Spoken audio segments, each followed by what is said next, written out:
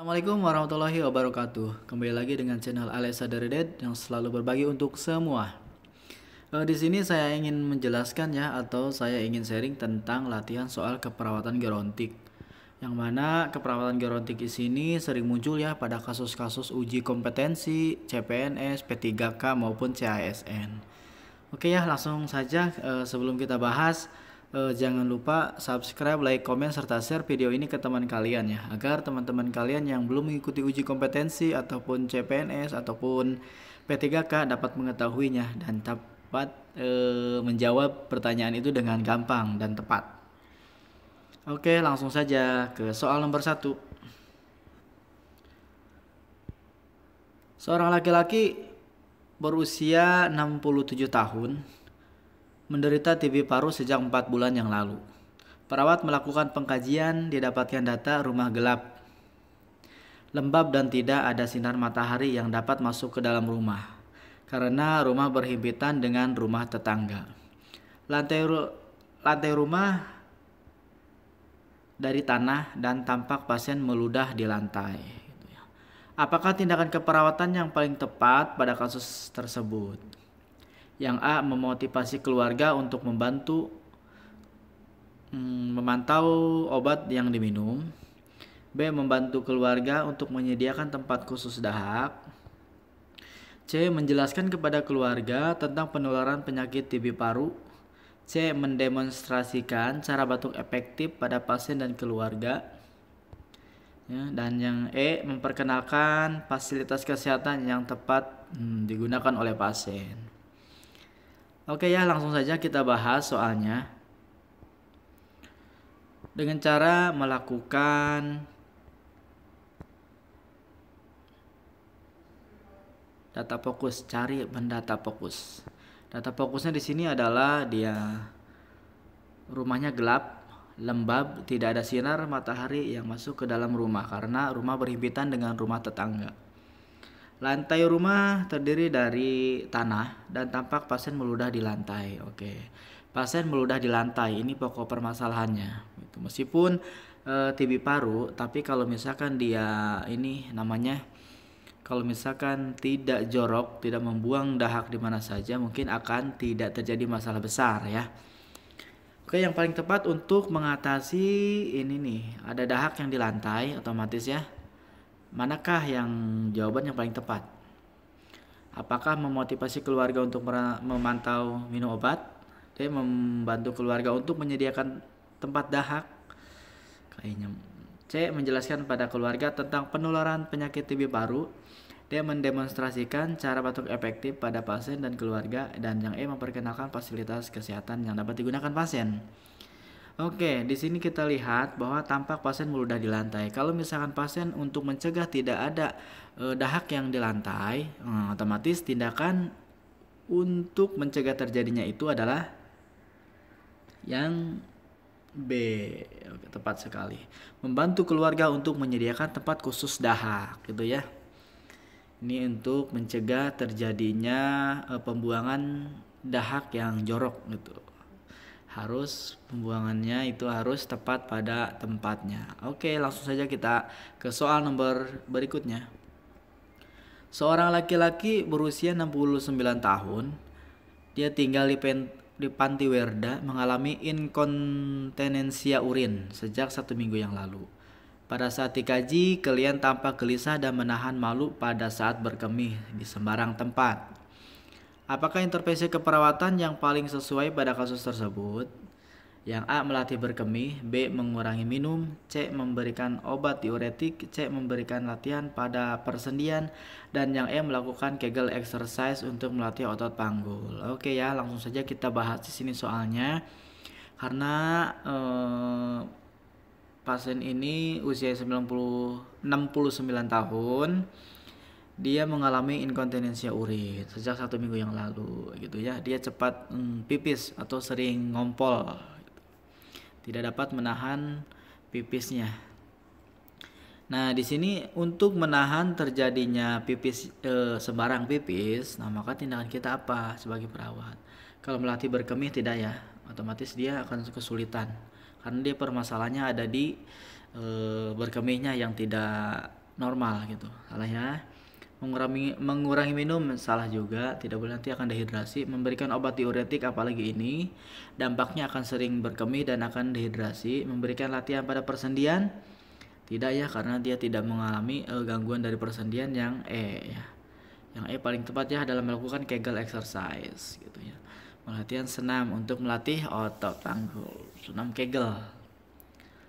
Begitu aja ya yang saya bahas gitu ya. Jangan lupa subscribe, like, comment, serta share video ini ke teman kalian ya. Oke, kita bahas lagi ke soal nomor 3. Seorang laki-laki berusia 68 tahun dirawat di Panti Werda. Klien mengeluh nyeri di area bokong. Hasil pemeriksaan, klien mengalami keterbatasan pergerakan fisik karena akibat jatuh dari tempat tidur dan diharuskan bed rest dalam waktu yang lama. Tekanan darah 140/90, nadinya 75 kali per menit, napasnya 20 kali per menit. Kulit di area bokong ada kemerahan. Terdapat luka kecil ya, dan teraba panas. Apakah kriteria keberhasilan pelaksanaan tindakan keperawatan pada kasus tersebut? Yang A, jatuh tidak terjadi. Yang B, suhu klien normal. C, luka bokong tidak meluas. D, klien mampu beraktivitas. Dan yang E, klien tidak mengeluh nyeri. Oke, langsung saja ya kita cari data fokusnya. Nah, data fokus yang paling nampak di sini adalah kulit di area bokong kemerahan, terdapat luka kecil dan teraba panas. Ini adalah bahan dasar akan terjadinya dekubitus gitu ya. Makanya agar dekubitus tidak terjadi, maka tindakan keperawatan yang paling tepat adalah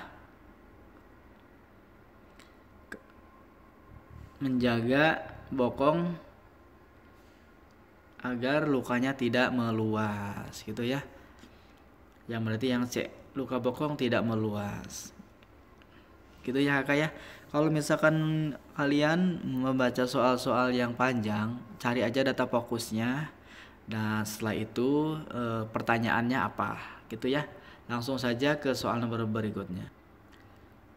Soal nomor 4, seorang perempuan berusia 71 tahun tinggal di Panti Werda. Hasil pengkajian, klien mengalami penurunan kemampuan dalam melakukan aktivitas sehari-hari, seperti tidak mampu untuk makan sendiri, membersihkan bagian tubuh tertentu tidak mampu, mengalami gangguan dalam memakai pakaian.